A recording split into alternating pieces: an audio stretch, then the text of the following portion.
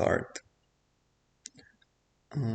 Yes, so we've started. Recording is on. So if somebody is watching us on YouTube, we're right now having workshop with Arun, with Snezhana, with Maria. They're big experts, and maybe I can give a word to Arun to start this workshop. Thank Yes. you for the opportunity. Can anyone hear me okay? Yes, everything is okay. Mm-hmm. We can hear you. So share screen. So, Yes, and right now we all can see your presentation. Yes. okay. Mm-hmm. Just there's a pointer. Mm-hmm. Okay, so I go ahead with the presentation then. Yes. Yes. Mm-hmm. Okay. So hi everyone. First of all, it's a huge honor to be here today to give a presentation on the topic of Meta Pharmacy Annual Artist Challenge. So in today's presentation, I want to go through the history on how the today's pharmacy has evolved over the years. So right now, as you can see from the picture, that's how the pharmacy job was back in Middle Age, and there was a clear segregation between physician that were more focused on operation and herbalist, which was the precursor of the job of community pharmacies. And over the years, one of the key person to influence the healthcare system in UK, his name is William Beveridge, in which he wrote a document back in 1942 in which he described the five big evil, the five giant. And basically, it was a document he wrote in 1942 which laid down the foundation for the NHS. Thanks to the Secretary of Health, Honorary Bevan, he launched the NHS in 1948 as an innovative initiative to have free prescription for all citizens in UK.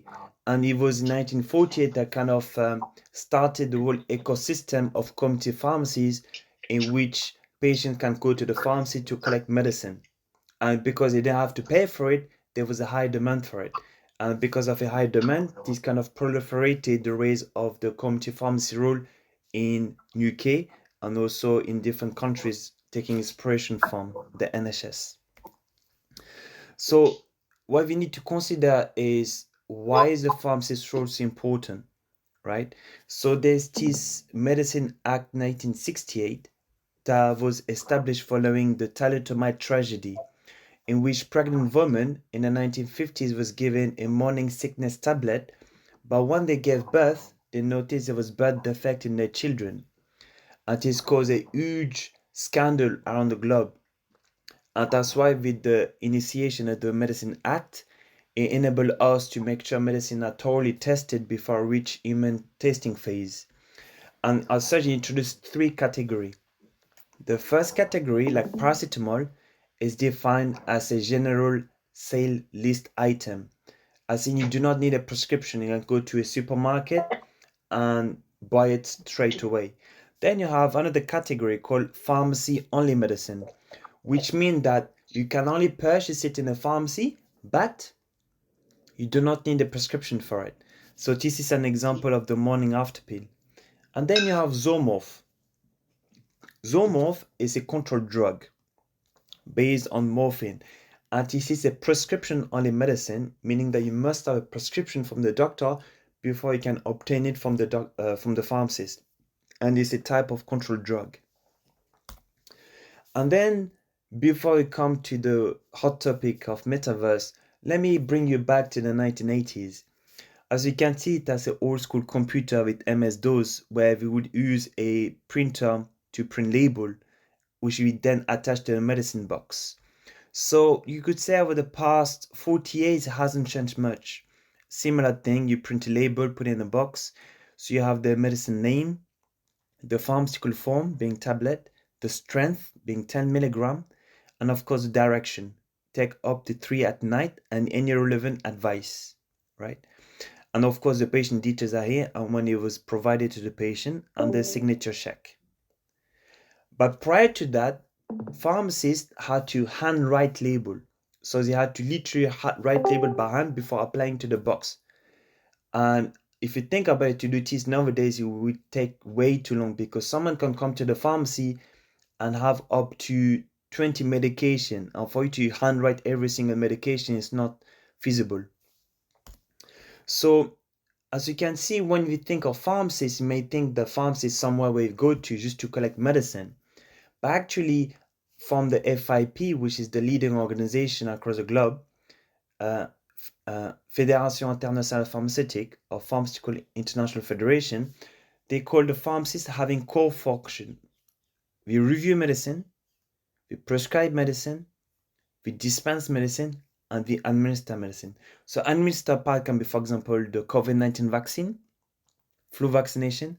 Dispense is when we provide day-to-day medication like diabetic medication, asthma pump. Prescribe, when someone comes to the pharmacy to ask for advice for a cough, I can prescribe them a cough product based on the symptom they have. And review medicine is basically checking how the patient is taking the medication. For example, is the patient using the insulin pen properly? Are they using the asthma pump properly? So those are the core four functions of a community pharmacist across the globe. And those are some of the skill sets we acquired over the past 100 years since the emergence of the community pharmacist role. And then now let's look at Web 1. So Web 1 is, remember everyone said that Web 1 is when we have the emergence of read-only website. So Pharmacy to You was the first online pharmacy where people could request a medication. And then we had the advent of mobile phone so that people can request medication directly into their phone with a tap of a button. But then when we think of Web 2, that's when we could read and write, as in social media. So for instance, now patients have ownership of the details, even though it's through the NHS app. They can communicate with the community pharmacists through social media like Facebook, Twitter, in which they can have key public health message shared on social media, which was not possible prior to social media. So I call them digitally native pharmacies that are basically brick and mortar pharmacies, as in physical pharmacies, that also has an online presence. So this is some of the services that's available thanks to the internet, and that's an example of something called summary care record. And basically the summary care record is, think of it, your health passport, in which pharmacists can access to look at your diagnosis, the vaccination that you had, the medication that you take, any known allergy that you have. Prior to the internet, we didn't have that.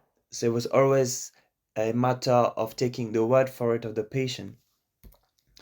And then there's something else that came about, something called the Falsified Medicine Directive, FMD. And basically, this is aimed at combating medicine forging, like counterfeit medicine. So as you can see, that's how the medicine would look like, the packaging. There'd be a barcode and the serial number, and the medicine will be sealed. And this is thanks to technology that enabled pharmacists to have a better understanding whether the item they have in pharmacy is genuine, and there's definitely use cases for blockchain technology like Pharma Ledger. So this is a current footprint of UK community pharmacies. Right now, as you can see, there's about 14,000 community pharmacies, in which 50% are owned by big chain of pharmacy like Boots, Lloyd's Pharmacy, Tesco, and then you have small multiple pharmacies, and then of course you have the independent pharmacies. And basically independent pharmacies means that I'm a pharmacist that can buy a pharmacy and then I become the pharmacy owner, and we refer my pharmacy as independent, which shows there's like a huge market for innovation in UK, which can apply to the rest of the globe. So before I move on to the opportunity of the metaverse and pharmacy, I've personally believed that we need to have a agreed definition of the metaverse.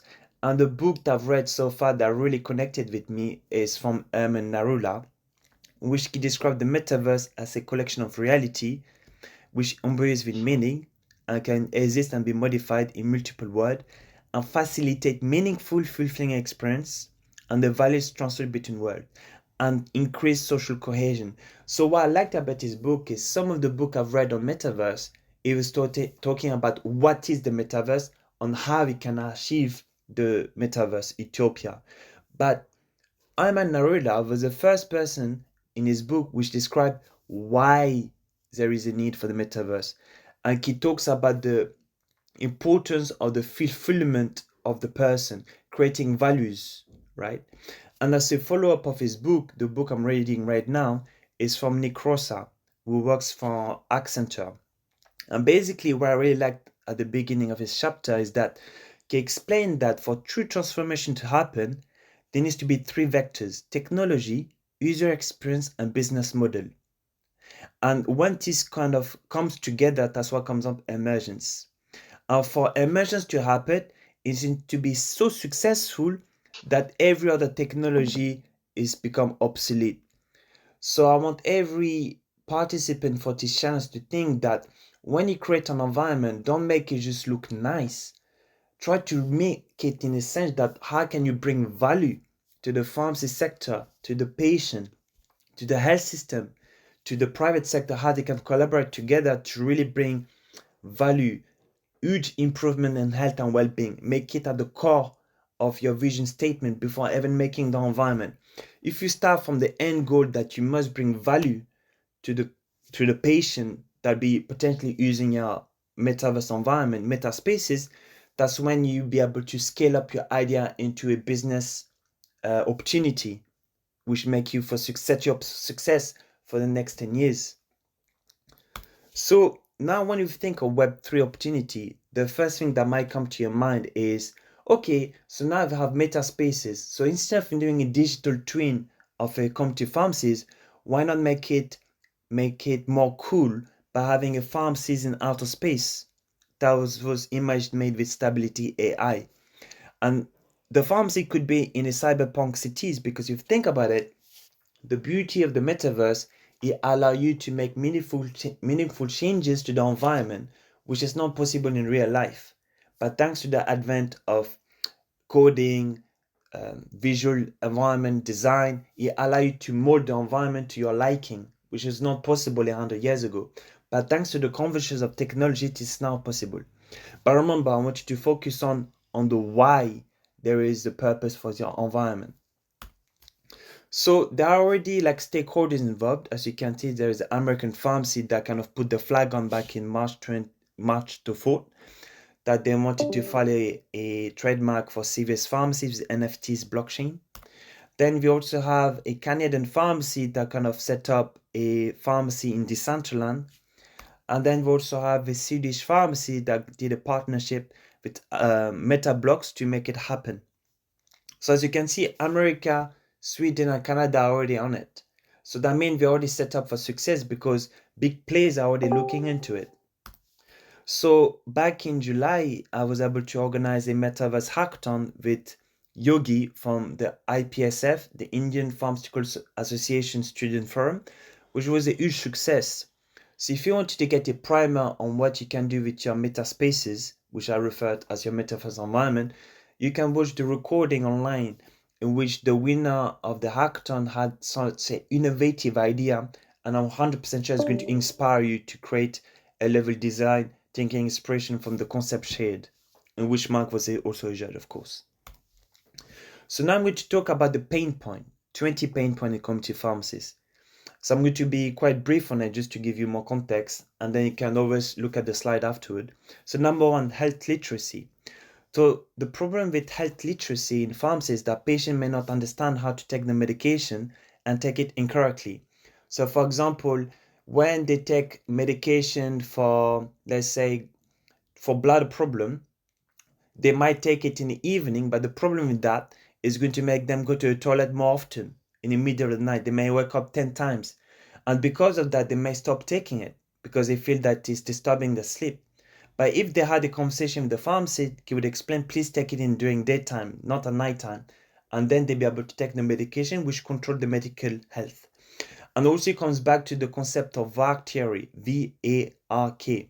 And basically, what it means that human beings have four different like four different ways to absorb information. Some people like to have a visual, some people like to do it auditorily, some people like to write notes, and some people likes to do, right? So it is provide a huge opportunity for patients to learn how to take medication properly through a virtual environment, learning by doing, which makes it hard, easier to anchor a new technique. And then medicine adherence is another problem, which can be categorized as international and international. So that's why in community pharmacy, we have something called the new medicine service, in which that I'm able to call the patient when they get new medication after a week to make sure they're taking it correctly and any problem they may have. And then I do a follow-up conversation after 2 weeks again to make sure everything's okay. And that's because there's been a lot of medicine wastage and people are not taking it properly. Paper number 3, staff retention. So thanks to, not even thanks, through the pandemic, it has exacerbated staff burnout, in which many people are leaving community pharmacies and going to the PCN role, which is a primary care network. And basically, the primary care network is a more fulfilling job role. So right now, we need to make pharmacy enjoyable again, more interesting, right? So that's an opportunity for you to gamify the experience of working as a pharmacist in a avatar, in a virtual environment. And then supply issue for medicine. So right now, there's lots of people that comes to the pharmacist and they're not able to get their medication because we don't have real-time access of medication, and we can only know it when you place an order on the computer system, but by then it might be too late for the patient. So it create more anxiety and stress for the patient. But if you were to be able to create an environment in which the patient can have first-hand knowledge which stock is available to which pharmacy, is going to save them time, because right now they might leave the house right now and walk 20 minutes or take the bus for like an hour, come to the pharmacy, find out the medication is not there. But if you were to create an environment in which the patient does not need to leave the house at the comfort of their own home, then that's a win-win situation for them. And then another thing that's a pain point is a floor space. As you can see, it's really nice, but it's a limited environment. And it costs a lot of money to make renovation. But through the meta pharmacy, you're able to make the space almost infinite, and you can make change almost instantaneously, which is not possible in real life. So that's another pain point for pharmacists trying to become innovative but don't have the money to do so. Another pain point is medicine wastage. So as you can see, many people may take it properly, which is great, but sometimes they don't take it at all. So basically, there's nearly 300 million pounds of medication wasted every year. So that's a huge opportunity to increase patient understanding on how to take the medication properly, so it can save money for the NHS and also improve the health and well-being as a result.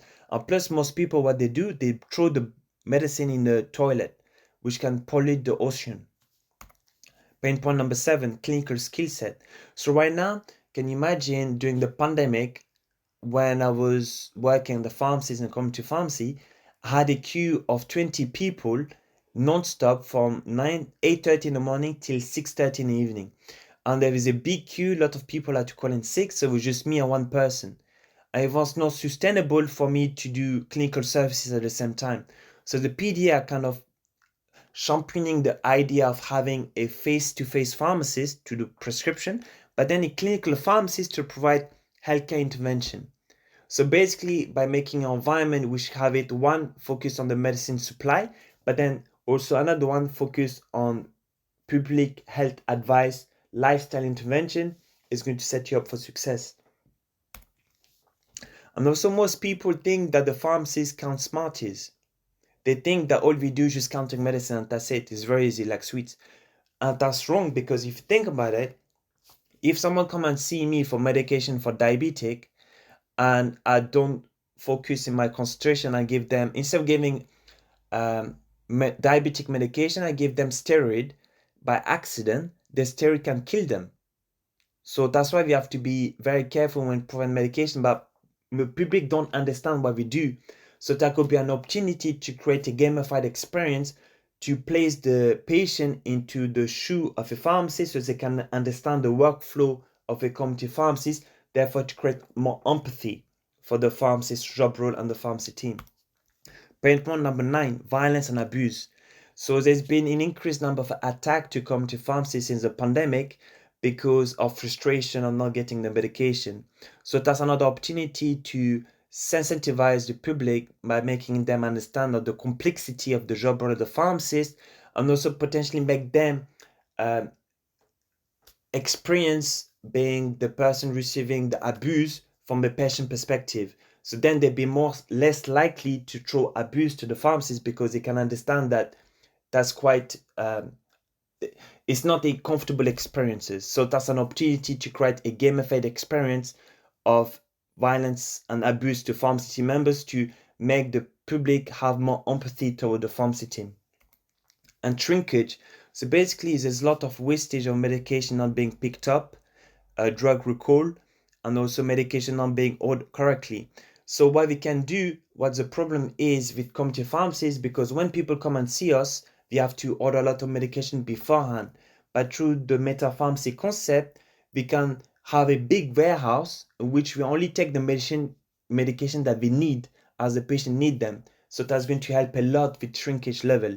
So you could potentially have a meta pharmacy, but also a meta factory of medicine. So it could be like a two joint spaces for the challenge if you wanted to play around with the idea of shrinkage. Another one is reimbursement.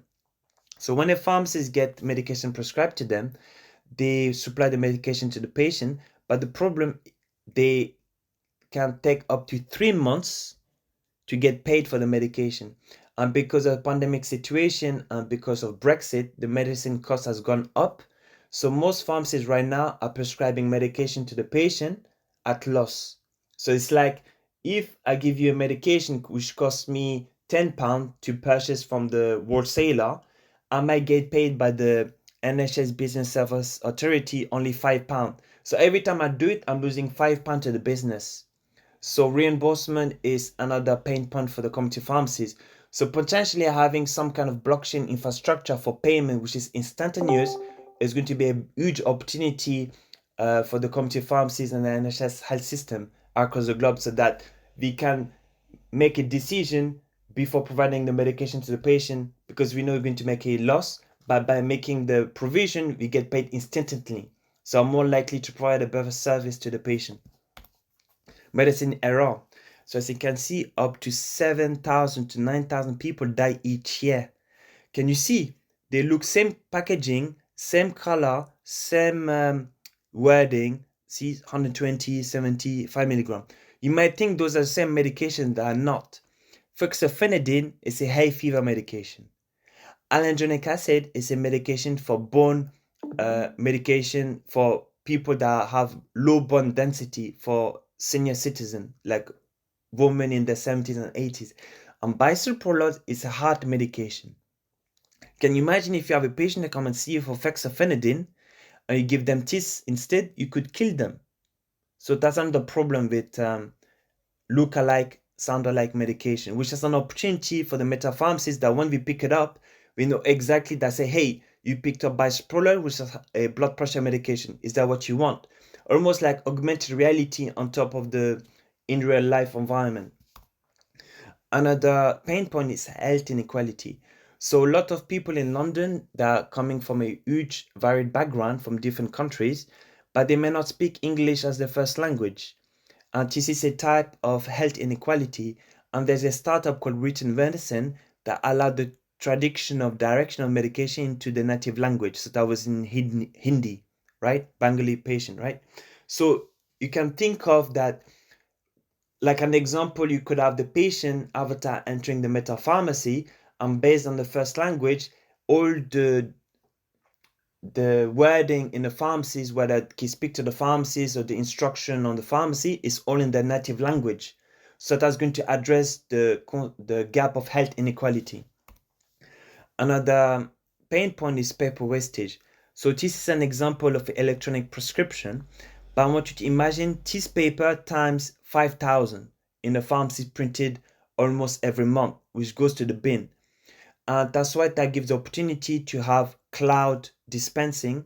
One of the leaders on this field is Titan, which enable the pharmacist to, instead of printing the prescription, they can do it on screen, right? So that's another opportunity for the meta pharmacy to enable you to check and prescribe the medication just using the meta environment without having to print it out, which is also another win for the environment because you're not creating wastage, right?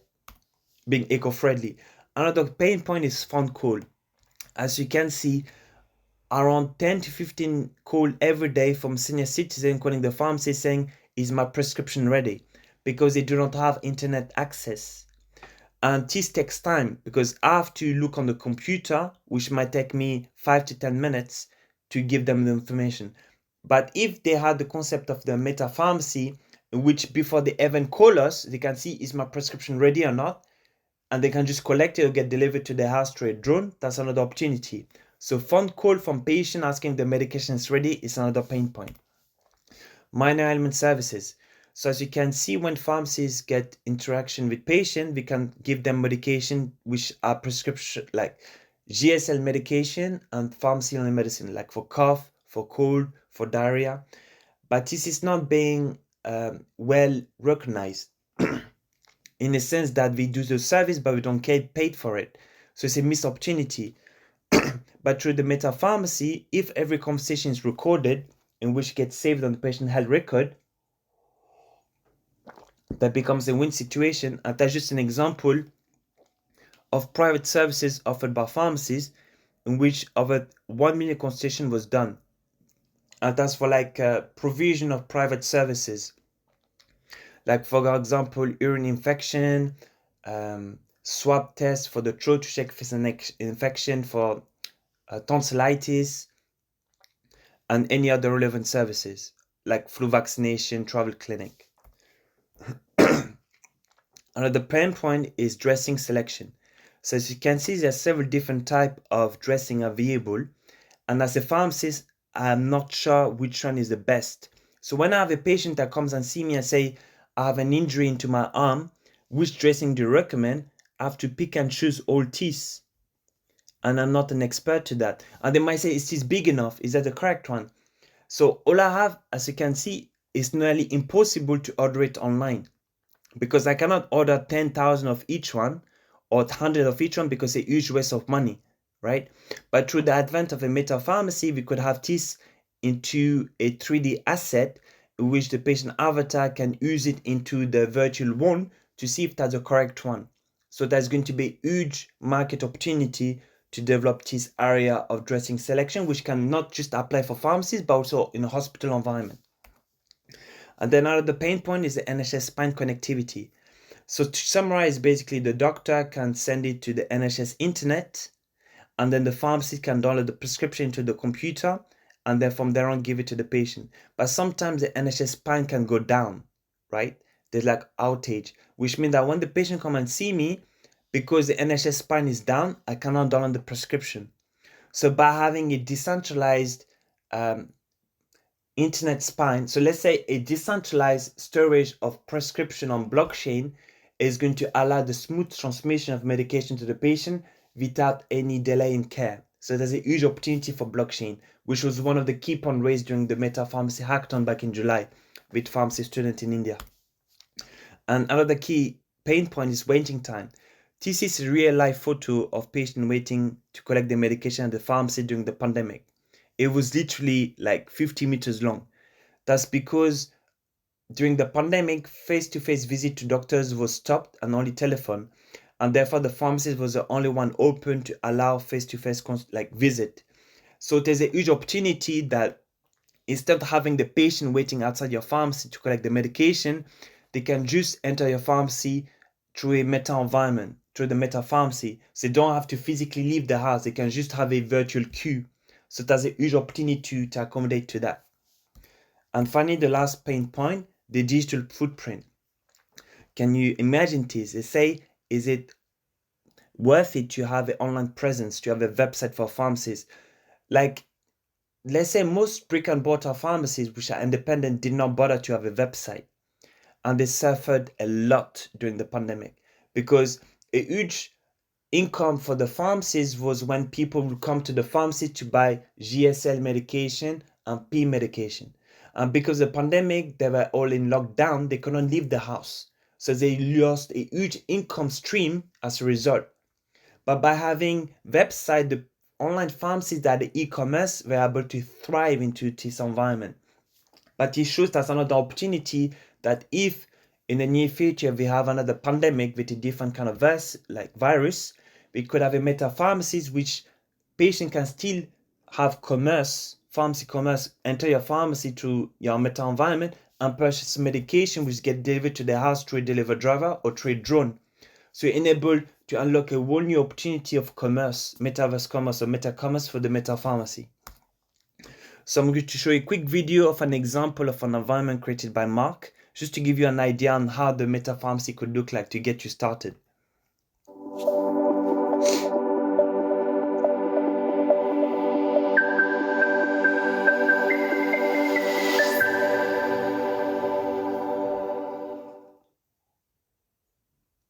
Hello, how can I help? I have chest pain. We need to call 999. I have black stool.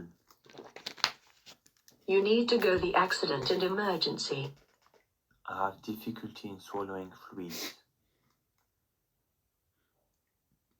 We need to arrange an urgent GP appointment.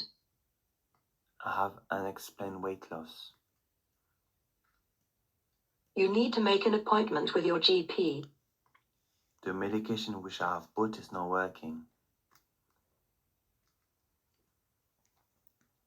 You need to make an appointment with your GP. I have acid reflux. I recommend an antacid like Gaviscon.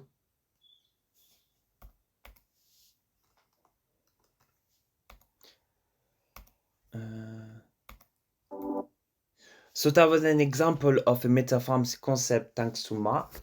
And to finish off, I'm going to briefly talk about space tourism. So right now there's been a huge investment into the private space industry, in which the key players tend to be Blue Origin, Virgin Galactic, and SpaceX. So that means in the near future, they say by 2040 there'll be people living on Mars.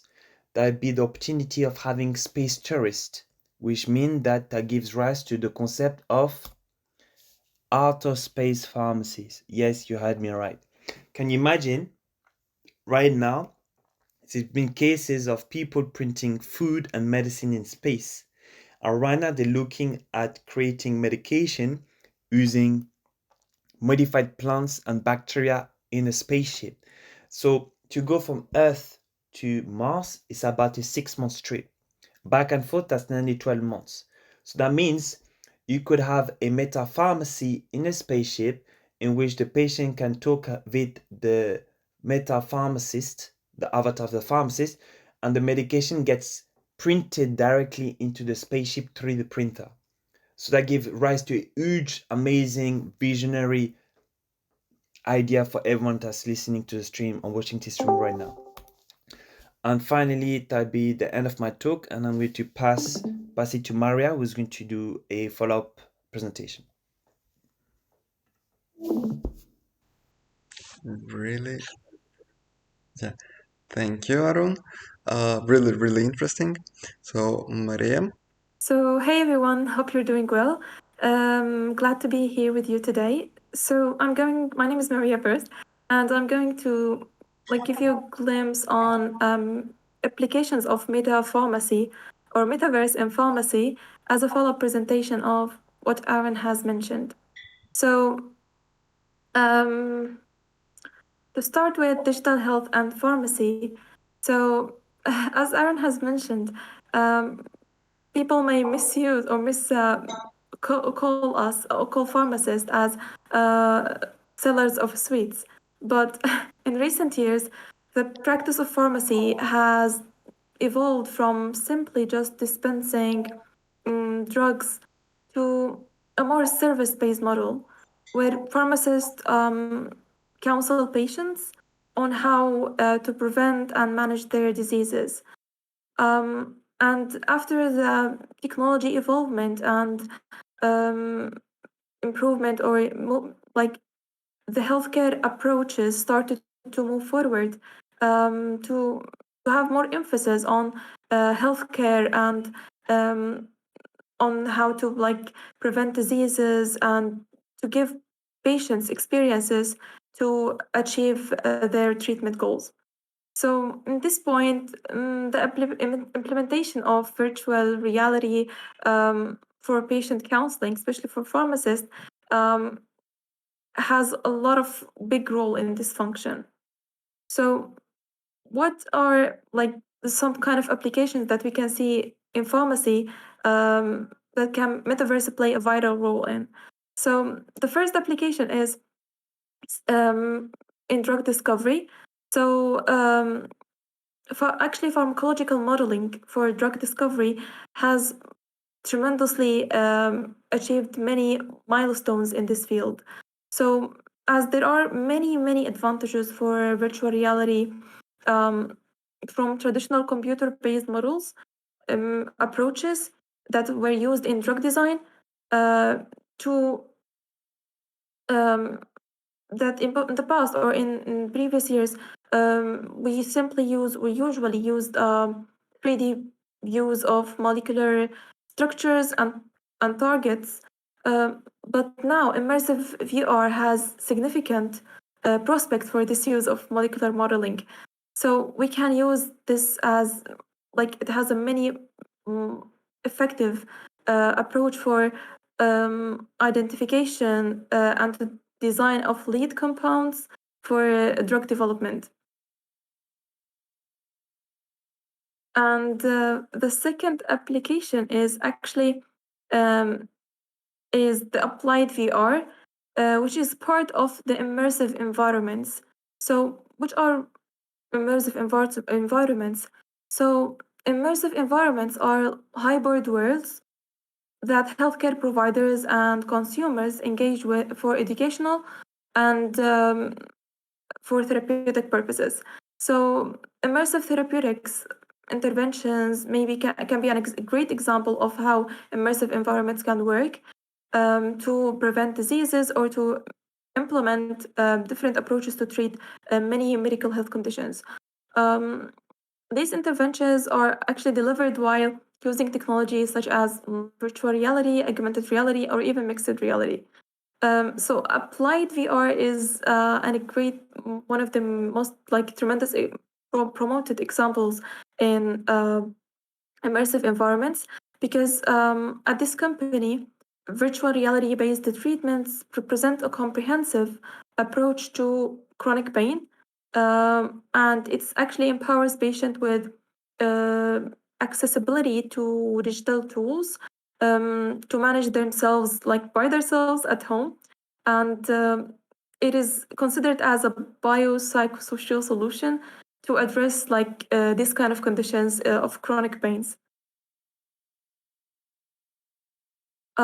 So Relief VRX is also another example that it has a very clinical significance, and it is considered the first and only FDA authorized treat or model to be used at home as an immersive virtual reality pain treatment, and it was indicated to treat chronic lower um, back pain, uh, and it works directly by decreasing the pain severity and pain interfaces in the lives of patients who has kind of this experience.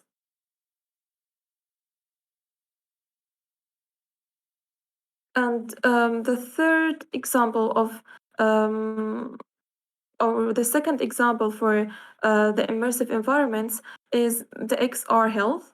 And it is simply like a clinic, but a virtual clinic. So it provides medical and therapeutic treatments via telehealth. And virtual reality treatments are delivered via medication virtual reality applications. And it describes virtual treatment rooms at the metaverse, and also it has empowerment to patients actually to receive care at any time.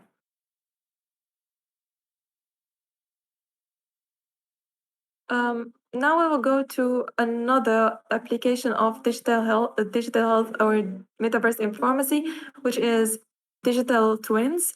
So it also has many implications, and but first of all, let's recap what is digital twins.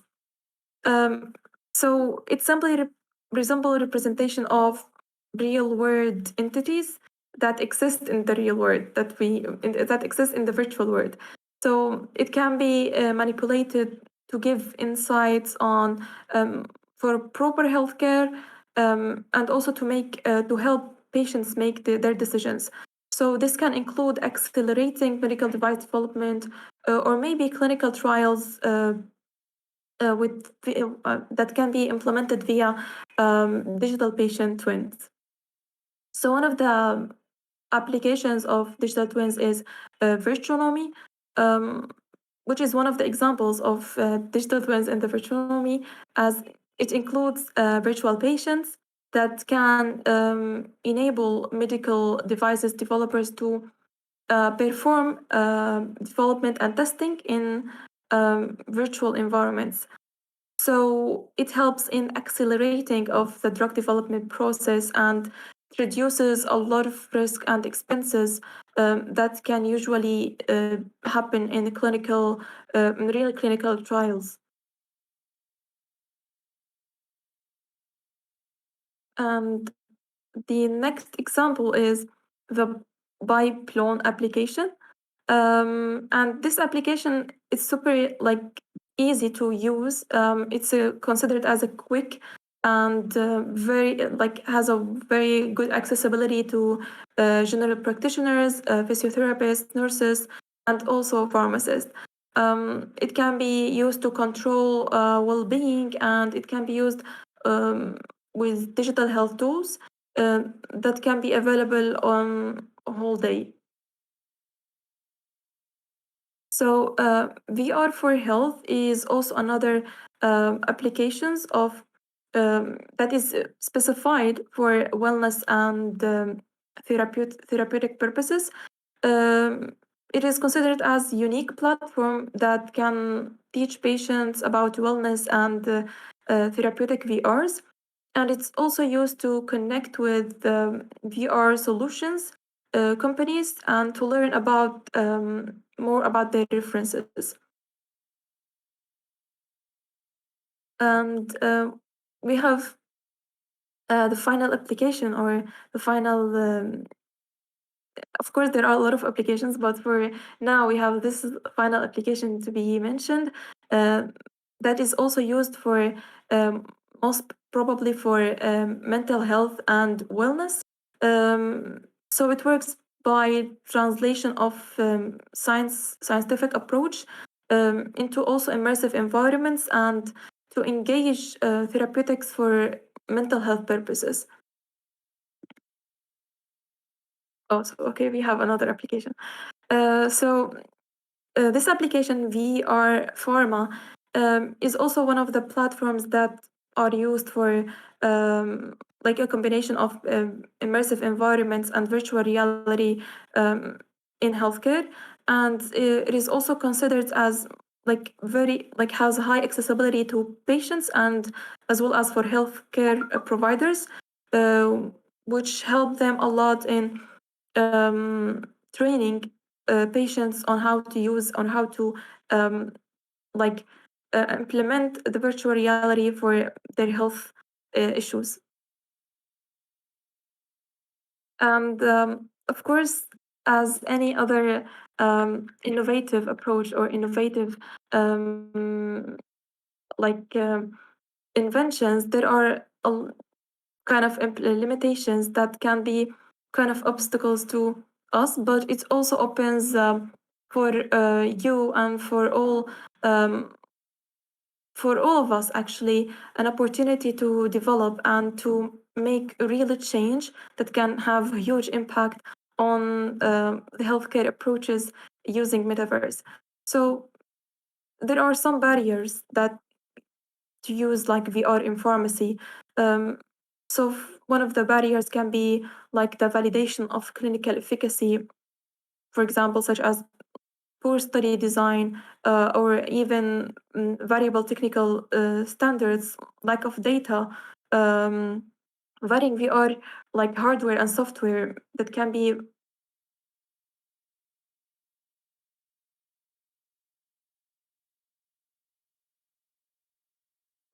Maya gone on mute, I think. Yeah, we can't hear your voice. One of them. Yeah. Can you hear me?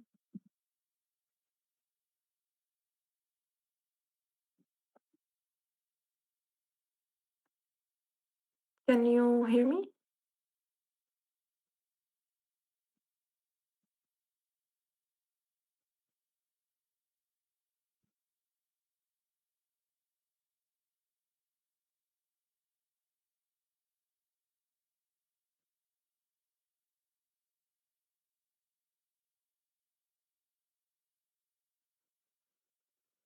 Can you hear me?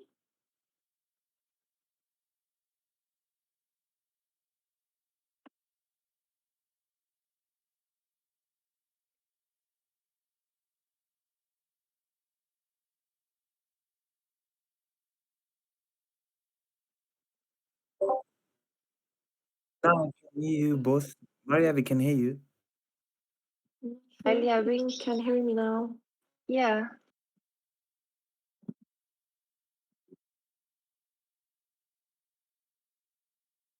Okay. I think Maria having problems with her headset, her headphones. I think she doesn't hear us. Yeah, that's the problem. I'll try to quickly WhatsApp her. Give me 1 sec. Okay.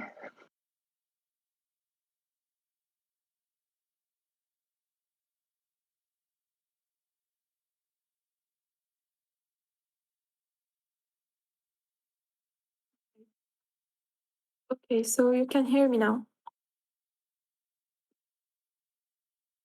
Okay, so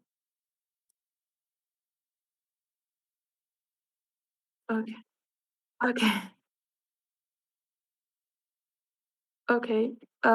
So I'm not sure where I stopped, but I'm sure I stopped about on the limitations of the meta pharmacy and what kind of things that we have challenge in meta pharmacy. So expenses is considered as one of the most prominent challenge for meta pharmacy and for any anyone who is want to be involved in metaverse and meta pharmacy. Um, we also have some kind of technical capabilities limitations, such as some unrealistic avatars that can interfere with VR immersions or immersive environments. Um, so um, to have a conclusion, well, the application of virtual reality in pharmacy and digital health has, of course, an innovative impact and very promising impact. We are still in the middle or in the first steps of developing or initiating this impact. So, of course, educating ourselves about this topic and learning about it throughout different approaches, such as that we what we are doing now as the challenges, or even self-studying about the topic, and networking events, gathering about and talking about metaverse, is will eventually lead to having a huge impact on our networks, and of course, it will give life to just an extra layer of Web3 that will end up having our lives all better and healthier. So thank you so much for listening, and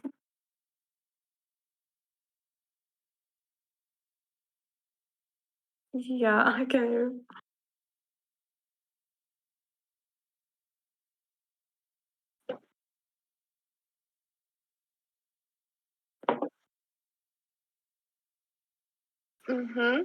Okay.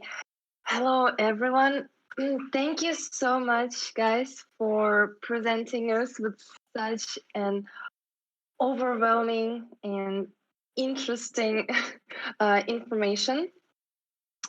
So, what we are going to do very soon, we are going to discuss with you, with all the participants. So, you will have to speak to me.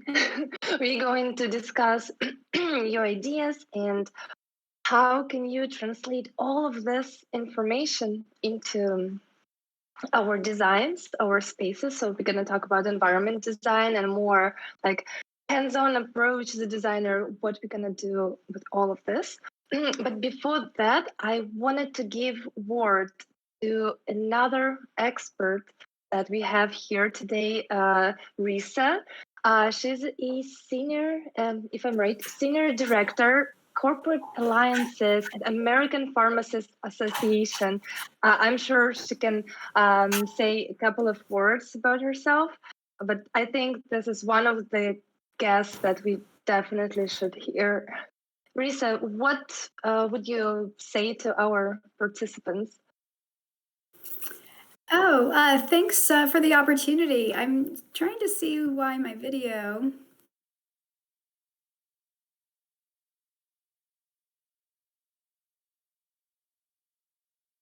Maybe it's starting to.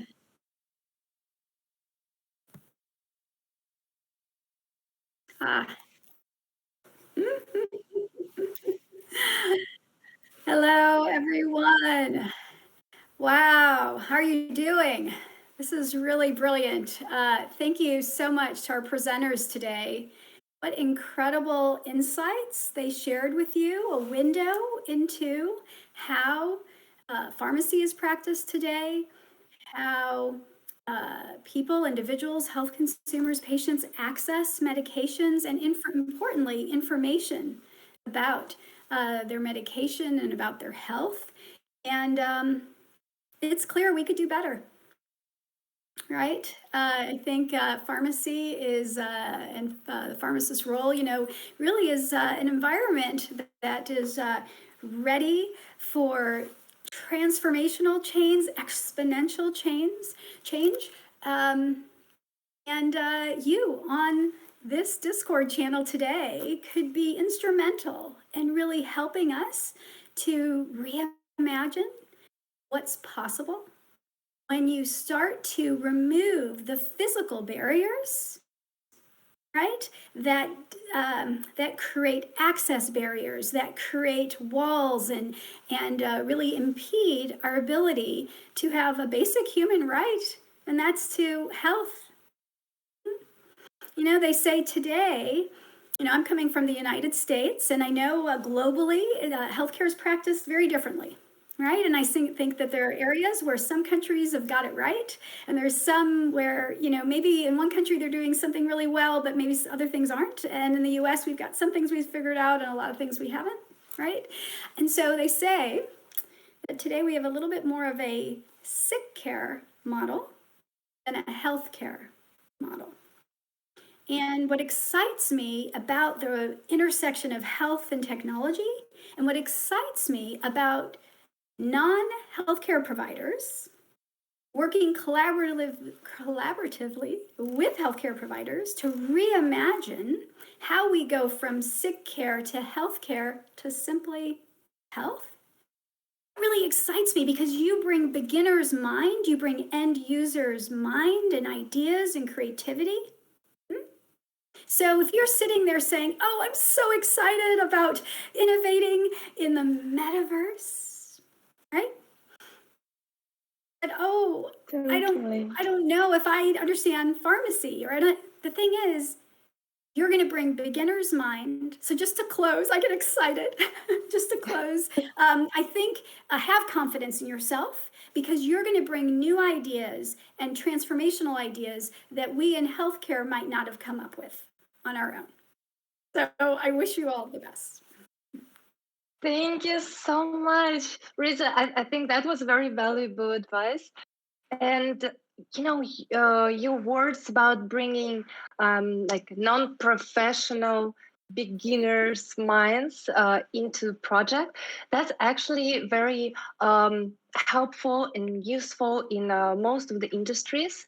For example, in technology, as I know in Intel, for example, or IBM or Intel, Microsoft, they actually lead their new devices development using anthropologists, historians, psychologists, and so non-technical people. So these people actually create something new, crazy ideas, because they don't have limitation to technical sides, like programming and stuff. They just bring ideas. So here's the same thing. If our participants, and we are not into health industry, health system. I mean, we are not professionals. We are end users. So this is very good opportunity. What I wanted to tell to our participants. So we are designers in some sense, right? 3D modelers, artists. So I would call designers just for now. And what is the main goal or the main task for a designer is to solve problems. So a client comes to us and we act almost like business analysts or consultants. We have to understand the business first. I'm talking in like wide, perspective. We understand the business and then we offer some solutions. So today, you guys, participants, you understood or heard a lot of points from Arun, which was 20 points. That was a lot. And then Maria's insanely wide variety of apps and examples. And now we have to offer these beautiful people some beautiful environments in the metaverse. So what I wanted to tell from my experience, because I'm an art director and I'm working with 3D and metaverses. Remember what Web 3.0 in metaverse is all about. It's about user-generated content. So that's what Risa is saying. Basically,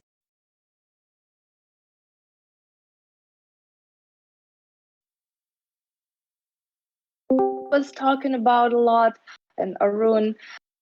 And that's all about interaction. Because as you remember, metaverse is going to start with virtual reality platforms like 8XR that we're working with. And then it's going to be led on by full body VR, full Web 3.0, DAOs, which is decentralized communities, right? And then advanced VR. So we have to put interaction into our spaces. So I want really to brainstorm with you guys to hear your ideas. Also, you can ask questions because I think Arun's presentation especially probably made you question some things. So guys, just turn on your mics and let's chat for a little. Maybe I have a question. I'm not a participant, but after your presentation, it's really interesting. I'm not from pharmacy area at all, and one of question, like a designer, I have what mainly there's a trend maybe in pharmacy for environments for designing for some 3D promos. Is there some trend or absolutely all brands are different in designing? Is that a question for me, Maria, and Risa, or specifically? It's for everybody, really. It's for you and Risa and Maria. So maybe all of you can say your opinion on, is there some trends in designing in pharmacy? Ladies first. Okay, maybe Risa? Uh, sure. Again, speaking from US, we've been in the community pharmacy, that neighborhood pharmacy. We have been a profession, a segment in evolution for about 3 decades. We came from a model where they really separated the pharmacist. When you would go into the pharmacy, we were elevated and behind glass. We really separated from the community. And through the years, they've redesigned the community pharmacy model to make it more open. They brought instead of hovering above people, they brought it down to eye level, got rid of the glass, made it more inviting. They've added patient care rooms because as pharmacists were moving beyond providing safe and effective products, to making sure that the product works, that the medication works, they needed some private place as well to counsel patients, right? So, and also as we've evolved from beyond offering medicines to also being immunizers, right? Then you need kind of a place to sit down to offer those services. So you'll see in terms of design, we have really reimagined what that space looks like. And also pharmacists do a lot in terms of self-care consults, right? So in the aisle where you have all those medications. And so there are models where they actually put like a concierge desk in the middle of those OTC aisles so that there would be a pharmacist there to provide consults. They've toyed with these different ideas, you see. I'll stop because I could go on and on. Yes, we have been looking not only at advancing the scope of services, but also the physical design, because as you know, the physical design then creates the opportunity for the human-to-human contact, right? So. Wow. Okay. Thank you. Really, really interesting about it. Yeah. Maria, do you have any ideas of what trends there are in designing in pharmacy? Can I say another one? Is that okay? Yes. So beyond physical environment trends, the pharmacies are creating an online footprint as well. Right. So it used to be you only could stand in line or call to order refills, right? But now you can, there's apps. So you can access pharmacy services, request refills, maybe a direct message with a pharmacist. And in the US, beyond the physical pharmacies, we now have digital pharmacies popping up. Right? Amazon bought PillPack, there's Genius RX, Alto Pharmacy, Capsule, Row Pharmacy, Hims and Hers. There's all these different groups where you can have asynchronous care, where you can reach out to a provider, say what your ailments are, and then a provider will review that, send messaging back, do a diagnosis, and then prescribe medicines and then ship it to your home. So I think that's important for you all as you're exploring ideas. Know that those are some models that exist and are trying to find foothold in terms of being successful, because you could almost imagine they are one step closer to this metaverse concept. So it might kind of fuel your creative ideas.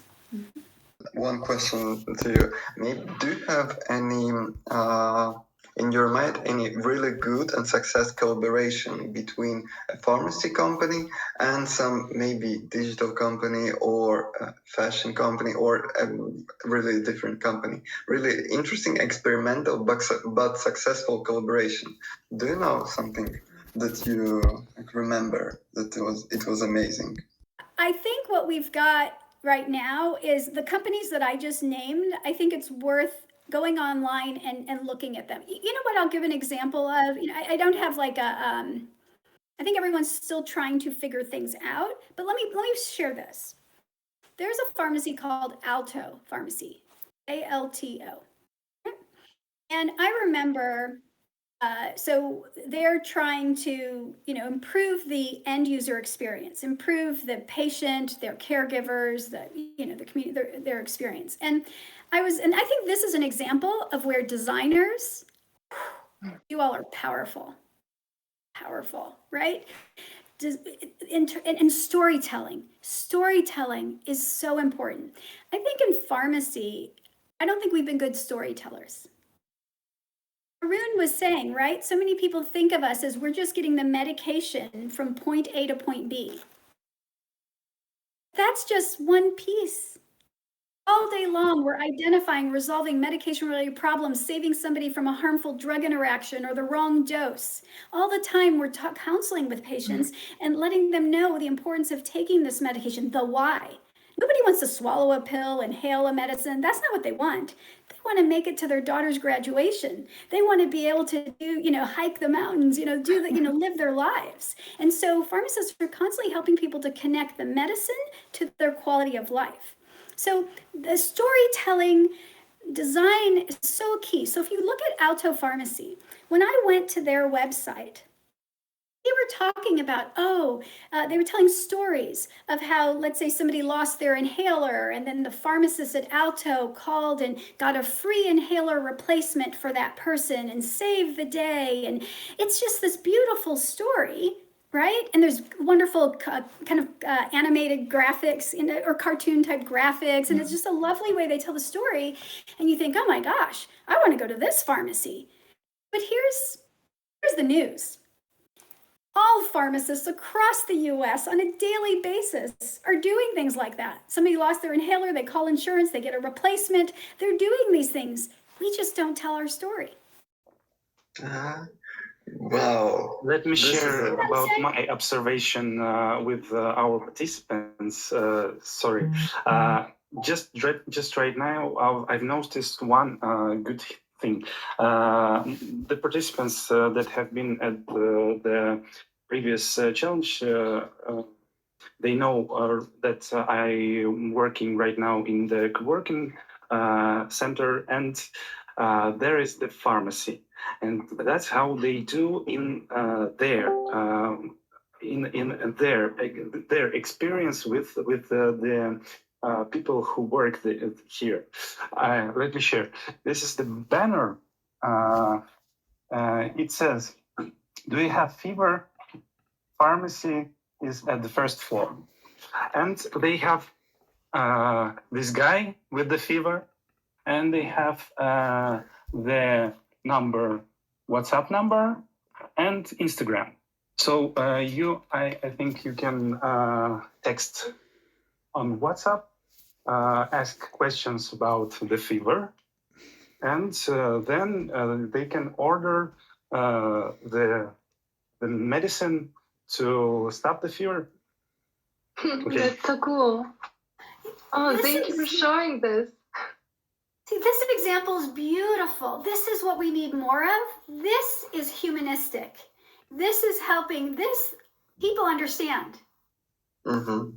This is a beautiful. I think because of that, we are doing this challenge to make designers make a really good and interesting storytelling about this pharmacy area. Snezhana is just an expert in making a storytelling.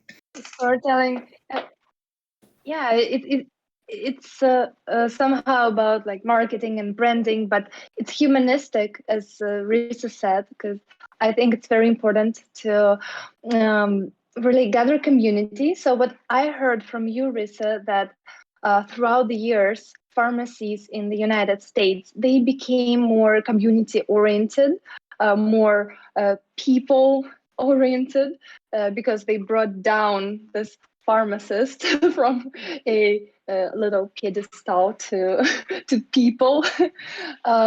And so it's first point, so community, and the good news that people who work on metaverses and environments, it's all about community, because when you develop your environment design for metaverse, all you want is to people gather there, feel welcomed, feel as you can hang out there, and you can get some help if you need some. The first point. And the second one, that we need to make it more creative, because designers need to put their thought into it. So I still want to hear some questions from our participants, because we can chat here for hours. You know, we have a little time difference, but we can chat. Maybe Raf or Soul Crown. I know that you're guys very networking. You always have some These questions. are very talkative guys, so they probably have some questions. Hi, Raf. Hello. Thank you for your presentation. It's really interesting. I have two questions. First, to Arun. Yes. When you say that we have ideas to print the pharma on the spaceship, it's below my mind. So its question is, we really have the technical and no, we really have Technical ability? Ability, yes, to do in this time. You mean technical ability in this time to make this happen right now, yeah? Yes. Thank you, Raf, for the question. So yeah, that kind of concept I just came up last week because I gave a presentation for a space event in Australia, which is taking place next month. And basically, to answer your question, face mask and medical tool has already been printed in outer space, in spaceship. It's been done already. And basically, when we think of the metaverse, taking this aside, this is like a moonshot declaration. Like back in 1970s, I think, when John F. Kennedy made the declaration that I'm going to send someone to the planet Moon within the next 10 years. And it happened because people got together, they saw the vision and made it happen. Similarly, the metaverse is a moonshot in the sense that within the next 10 years, the abilities of doing so many things is going to converge with other technology. There's a metaverse, there's 3D printing, quantum computing, drone delivery, and of course, biotech engineering, getting organism to manufacture medication, right? Like I was reading an article, which I can send afterward, to get like injection to make your body more immune to radiation, because that's one of the problems in space exploration is radiation from the sun. Because when you're on Earth, you're protected thanks to the ozone layer, but when you're in space, you get full-blown radiation. There's this talk to engineer your own body to get a protection from radiation. And also when you're in space, every astronaut has to perform exercise 2 hours every day, because if not, they lose the muscle mass. Because on Earth you have gravity, but on space it's microgravity, so that means there's nothing to pull you down, so you lose muscle very easily, and also your body become very sensible. And there's talk to inject yourself with chemical biotech engineering to make your bone stronger so it doesn't degrade. So if we can achieve this, it's in a pipeline, we're already like early stage of face mask medical tool within the next 10 years, then yes, they're guaranteed. We can, like right now, there's like medication being printed using 3D printing in less than 6 seconds. The technology will happen within the next 10 years that we can print full-blown medication in space. And within the next 20 years, who knows, right? So I hope that answered your question and give you more insight how I came up with that concept. Thank you. Second question is when we want to do the metaverse with pharmacy, we do it with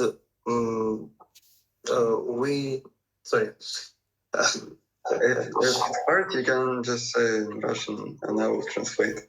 Really? Окей. Короче, суть в чем, если мы хотим сделать вот эту вот метавселенную, ну, мы ее должны только чисто по фармацевтике делать, или мы можем ее и связать с другими профессиями, там, с любыми какими-нибудь. Можем мы это делать или не можем? Okay. His question was, I think, and for Arun, and for Risa, and for Maria too. Yeah, for everybody. So the question was,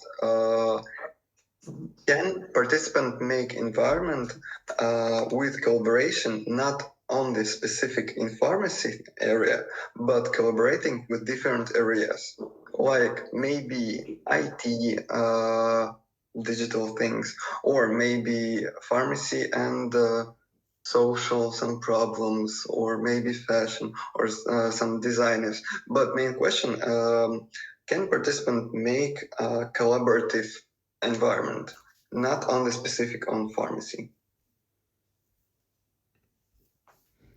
It's like for you. It could be or not. How do you think? I think Maria had some problem with her audio, so maybe Maria could start off the conversation, maybe, if you can still hear us.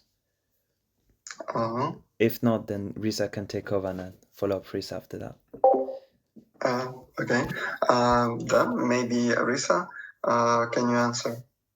So I want to make sure I understand the question. Is he saying, can he create a solution that isn't pharmacy specific, but is it still health specific? Yes, it's health specific, but it's collaborative between different areas, including pharmacy.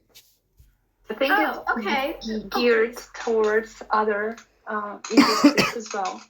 He meant. I see. So if I'm understanding correctly, maybe my comments will be helpful. What's really important in society, in contributing to a healthier society, in healthcare at large, is interprofessional collaboration, we say, right? So not a pharmacists working in a silo, right? But figuring out how to work within the continuum of care. Because as an individual, right, there may be a time where you go to, well, they say food is medicine.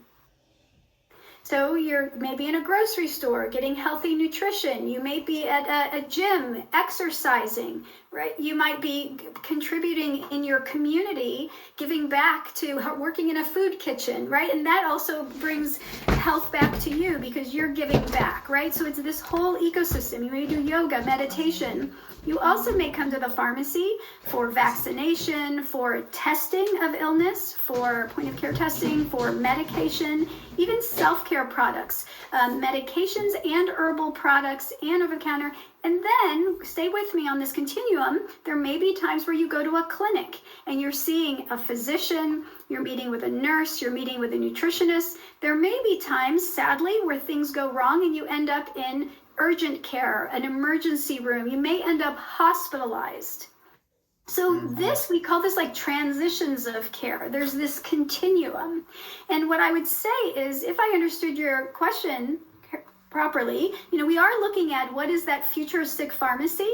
But if you come up with something that integrates pharmacy into all of these other elements of the ecosystem of promoting health, that could be fascinating. Yes, just about this question. Yes, thank you. Integration sounds great. Ravil, I hope you like the answer. And we've got more questions in chat, so let me read out loud one of them. Do you think the metaverse will reduce or increase the importance of large, rich companies in medicine? At the moment, only the largest companies can develop and test new drugs, but the point of Web3 is to decentralize the initiative of individuals. I would like to hear everyone's opinion. So that's Sergei's question. I think it's a pretty hard question. And next question, yes, to hear everyone's opinion. So whoever have their answers, might answer. From myself, I want to say that I really hope that metaverse will actually give more freedom to maybe scientific community in health, because I think not only in big, large world companies, they're talented scientists, but also in other countries where these companies are not represented. Arun? Is everything okay? Yeah. Right? Yes. So basically, to answer that question, I was just trying to get the link. I'm just sharing it right now before I forget. So I love that question. Basically, there is these two company. It was initially called Molecule and then created DAO called VitaDAO. And Pfizer actually, I think they kind of invested $500,000 into the VitaDAO, which basically democratizing drug discovery. Because if you think about it, you might think that it is a pharmaceutical company doing everything by themselves, but it's not. Most of the discovery happen in universities where there's scientists coming with a discovery and then they have to put a grant, and then if successful they can then do a partnership with pharma to amplify it. But the person that come up with the idea with the molecule may not get the full benefit from it. And the concept of DAO in TIS is going to enable IP, intellectual property, as the discovered drug as NFTs. Therefore, they're able to get the full benefit, but also getting the stakeholders, being the patient, involved in a trial, which can then get the feedback on should the medication be at what price, should it be a tablet, should it be a liquid. So I think right now, of course, the big companies are dominating because of the capital, but through the advance of Web3, DAO is going to democratizing. Because if you think about it, back in the 1950s or so, even before, most pharmacies was combining medication in the pharmacy themselves using the powder. It's only true lately in the past, I guess, 50 years that we had the industrial revolution that kind of made the whole thing much more easier. But at some point, I think within the next 100 years, those big companies are going to be overtaken by Web3 drug company owned by the people. That's my prediction in the next 100 years. Right? Wow. So I really hope that it will be as you are saying. Mm-hmm. Risa, maybe you have opinion on that question? Yeah, so what occurs to me, and some of it was threaded into what Arun was saying, so there are companies like Medable that are looking at helping to support decentralized clinical trials, DCT, or you can call it, remote clinical trials. The idea is, and we're recognizing that pharmacy, your neighborhood pharmacy, could be an important site for recruitment into clinical trials. So before a medication is released to the market, there's many phases, but there's kind of this final stage where you're testing it in humans because they know it's safe, and they want to just make sure, are they seeing the effectiveness and look at what kind of side effects might happen. And, and traditionally what happens is you recruit people into a clinical trial, and the individuals who sign up and do this, they have to take time off work, go into a clinic to get regular blood work done, to get questions answered about how they're doing with their medicine. And so what you'll find too is that now you're narrowing who can be part of these trials. You end up with a lot of, you don't end up with as much socioeconomic diversity in the trials, and people of different races, ethnic backgrounds, gender, so age variance and all that. So the idea of leveraging a pharmacy for some of these trials for pharmaceutical industry could be profound in terms of kind of like a little bit, separate from what Arun was saying, but in some ways the same, about bringing it to the people, where you're expanding the net of who can be in these clinical trials.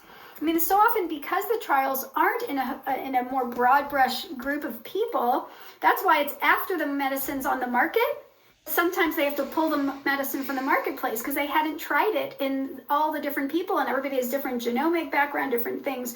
So there's something exciting. You could create in your futuristic pharmacy in the metaverse. One of the services you could offer is that it's a place for identifying people to enroll in clinical trials. That'd be beautiful. Wow, I think this is amazing. Super interesting. I'm so excited. I don't know about participants, but I just can't wait to see your spaces. Can I say one more thing? Yes. Sorry. Sure. I'll try to keep it 30 seconds. Just also, pharmacogenomics, right? I don't know if Arun, if you touched on that in your presentation or if that was spoken about. But today, if you take a medicine, we don't know. Are you someone who this will work in, or are you someone who you'll get a side effect? But there's this whole field where they can do a test and see what your genomic profile is, and then they can predict, oh, you are someone who this medicine won't work in, or you're more likely to have a side effect. And so now it's just small pockets that are using this technology, but there will be a day where we will not blindly give you medicine. We will know up front, based on your genomics, whether we even start you on a medicine. So throw that into your metaverse too. That should be a norm by the time this exists. It's just different part of the world to think like that. Yeah. So maybe we can go briefly on this question that we have in chat. What do you think? Yes, but I think it's a very important question though for our creatives. Because this is where the design starts from. So another question, what audience do you think the pharmaceutical metaverse should be aimed at? For patients or for pharmacists to facilitate their work? Question for everyone. The question from Solar Crown. So, target audience. I can quickly comment 10 seconds or so, not too much. So I would say it would be both. So that the concept of B to B, B to C, and then through the metas we have direct to avatar, D2A. But then I came up with the concept of D2PA, direct to patient avatar, which is one part of the business model, and D2SA, direct to healthcare professional avatar, which can be pharmacists, doctors, dentists, nurses, paramedic. So basically, there be new ways of interacting, new business economy, new business model. So I would say it's both, in my opinion. So I don't know if Risa, you want to add something, or Mario want to add something too. So. Arun, you said it perfectly. I love how you described it. It's exactly that. It's completely 360. I think the one thing I will just say is that as you're thinking of all of those elements, again, this is a 24-hour access model. When does someone's child have that fever? It's in the middle of the night that they wake up crying with a fever. And what does the parent do? Oh, they go to the metaverse and they can have a pharmacist consult. Oh. That's going to be exactly just that. I want to be in this future. And the medicine sent to the home. You don't even have to get out of your pajamas. Yeah. I want to be in this future life. Future time. Amazing. Yeah. So that was the last question in our chat. What should we do? I have another thought that I want to share because I really hope that people ideate around this. Is that okay? Yes, yeah. perfect. Okay. I'm so excited about all of you. I hope that I guess you're seeing that. I'm not controlling my enthusiasm. I just love the idea that, because, I've been living and breathing pharmacy for several decades. And, when I started to learn about the rapid advances at the intersection of health and technology, it just blew my mind. And I thought, this is what we've been waiting for. Because in the community, that neighborhood pharmacy, in that community pharmacy, we have been data poor. We know that we understand the medicines. We know that you picked up your medicine. We don't know that you really ingested it. We don't know what your lab data shows. We don't know you're taking blood pressure medicine. Is your blood pressure coming down? We know you took cholesterol medicine. Is your cholesterol coming down? We know that you're on diabetes medicine, you're on asthma medicine, but you're in asthma, you have asthma. How often are you going to the emergency room because you've got an exacerbation, your lungs are suffering, right? We don't know that part of it.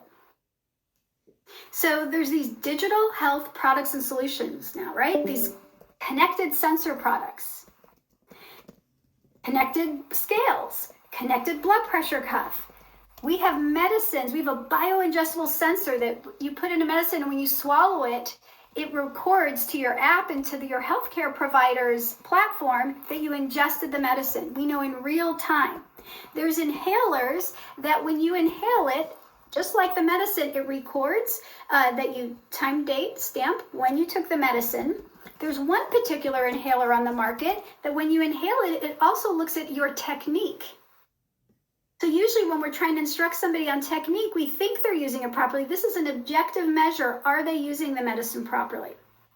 So, when we think of the metaverse and it's this virtual environment, it's not that, but now we won't be able to lay hands on patient to get these markers of what's going on with their cholesterol, what's going on with their diabetes, their asthma, blood, all these things.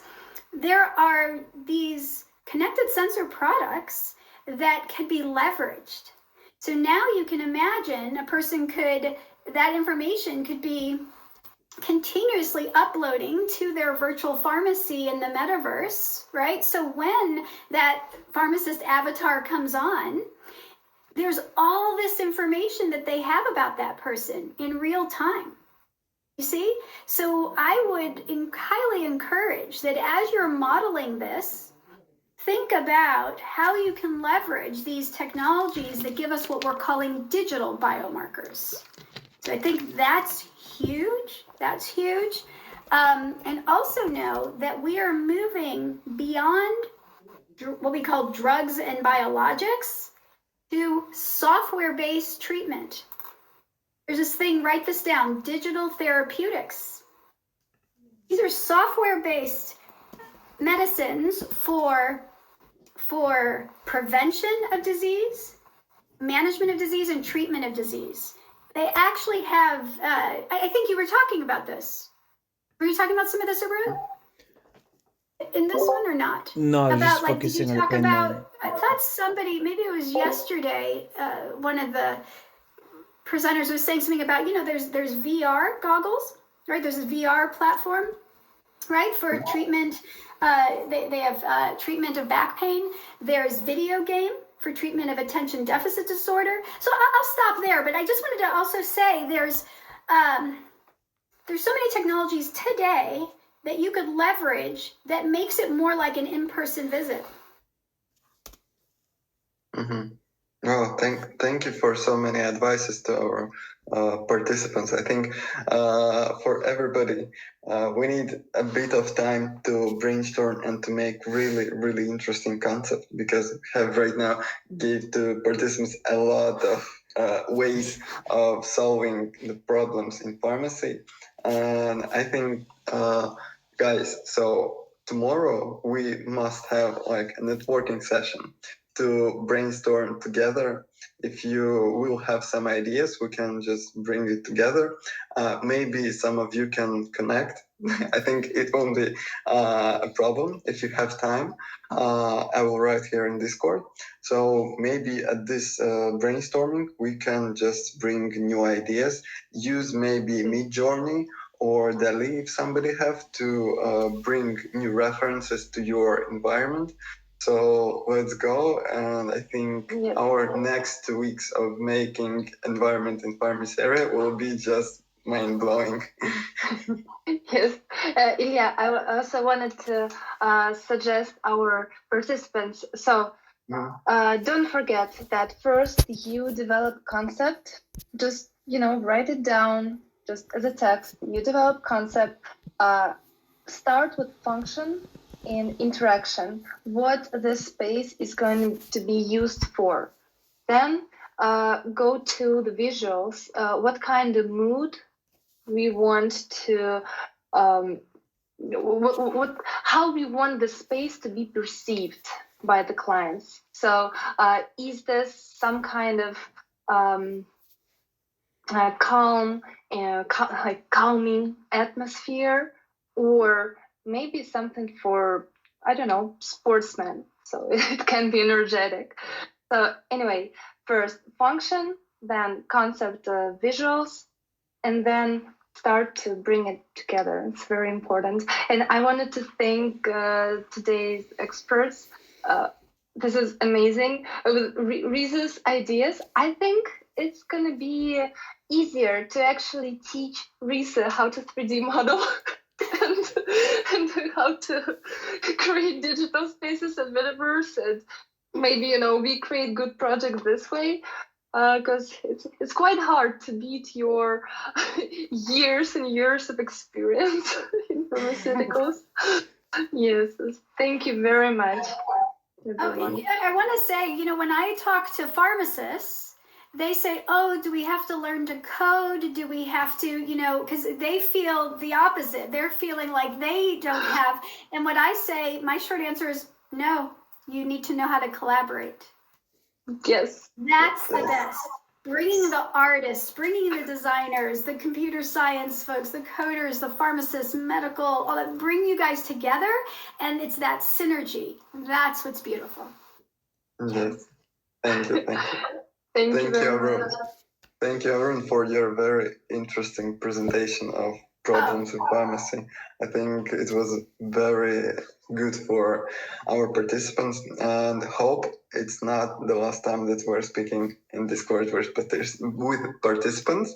And we'll try to make maybe in the end of the first stage one more session of brainstorming and thinking about pharmacy and collaborating in this area. So thank you for everybody who participate now. Mm-hmm.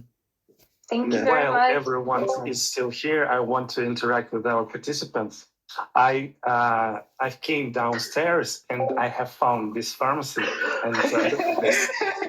Take a look at this. Another roll banner is said, do you have a headache? The pharmacy is near. And the doctor, I believe this doctor. I don't know how do you. And come on, let's go. Here is another banner. It is you should find the pharmacy. It's here, and it's closed because it's almost midnight. Yes, it's closed, and I can. There must be a link to a metaverse of this pharmacy that somebody could order it online. Yes. What about the headache? We've had the metaverse of this pharmacy, and we could ask the questions in the metaverse with the pharmacists, and then let me show you something. Really interesting. Here is the grocery store. Mm-hmm. You can see the groceries. It's the end of the day, so there is not a lot of groceries in here. And you can see that we have the screen. We can buy it by our own. What if we've had just like this grocery store in there, like pharmacy store, and we could do it like come into our metaverse. We have a prescription for the medicine, and then we can buy it in the like the grocery store in here. What can you say about this? I think it's an amazing idea. It's like a dispenser machine, but for metaverse, where it's all checked using blockchain. so your prescription is valid. Yeah. Yes, and we can have a QR. We can have the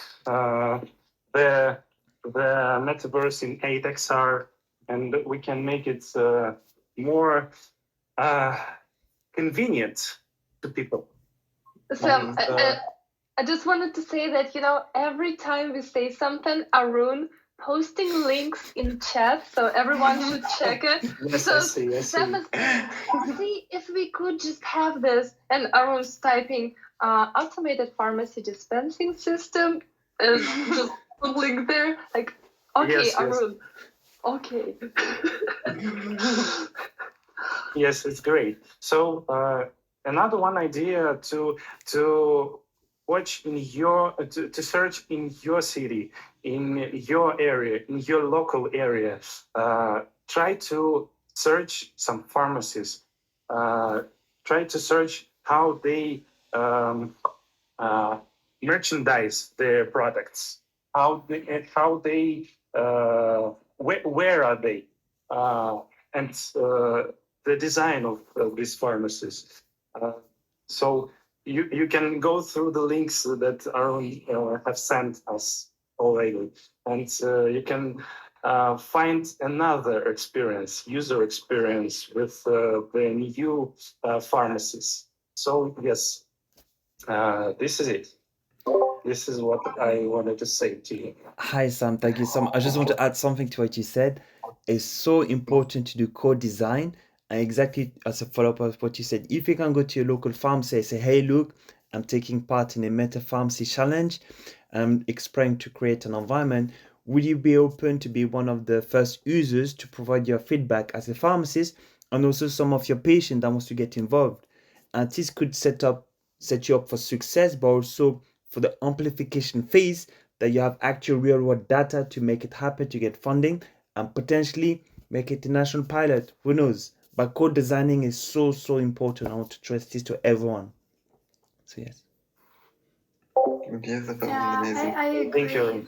Beautiful. I just have one comment, one tip. Hear this, that whatever your metaverse ideation becomes, please, not product only, product and service, product and care. It's that human to human. It's that conversation with a pharmacist. What we know in the US, that it's north of $500 billion of non-optimized medication therapy. So it's not the medicine swallowing it, and then it's the wrong medicine. It's the wrong dose, it's the wrong combination. So make sure that your service, there's that service component, and I think the presenters touched on this as well, how important that is. So I really like the after hours access. So beautiful. What's the service piece? How can we also have a real-time consult? What would that look like? Thank you everyone for so amazing tips for our participant. I hope our recording was okay, and tomorrow I will send a link to all of our participants and announce this stream recording. So if somebody is watching us on YouTube, so go to our Discord channel and go to our challenge, participate, enjoy our networking session, our workshops, and our beautiful experts from so many different countries and cities. Thank you very much for you. Thank you. Thank you, everyone. Goodbye. Goodbye. Bye-bye.